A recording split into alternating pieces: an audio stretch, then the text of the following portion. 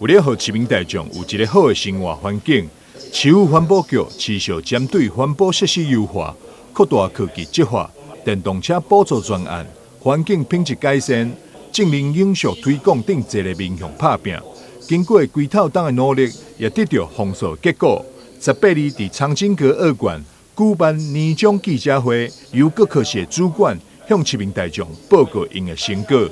绩效是全国最好，因为我们今年度配合整个供应链政策，我们清了大概将近260吨左右。那目前这是全国清运量整个业务政策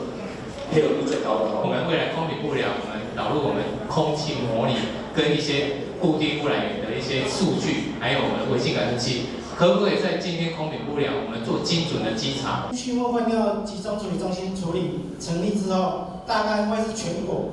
规模最大的一个畜牧资源中心了。另外，在科技执法部分，台南市环保局更率先全国展现创新的做法，特别将客闸笔电设备改为工业用的电脑，如此不但会当节省人力，更延长了客闸量能。去年我们用的声音照相是我们需要有笔电架设备，然后在路口有稽查人员在现场执行，然后每次只能执行2到3个小时。我们今年把笔电的部分就改成工业电脑，然后再追加锂电池的部分，然后把它装在这个箱体里面，一次可以在外面执行到3天，然后我们可以再节省人力，然后延长我们的稽查量能。经过各种努力以及创新作为，也让台南市环保局得到全国环保评比第1奖项，而且因为环保署升格，所以这个第1的任务也将永远留在台南市。我们那个特殊奖项是全国的环保评比这个因为是环保署最后一次评比因为环境部在8月22这个升格这个评比呢，就是说原来这个奖牌，因为我当时在环境部，我们这个奖牌是让你挂了之后要收回去的啦。那环境部因为环保署整个接续环境部之后呢，这个就留在我们这里了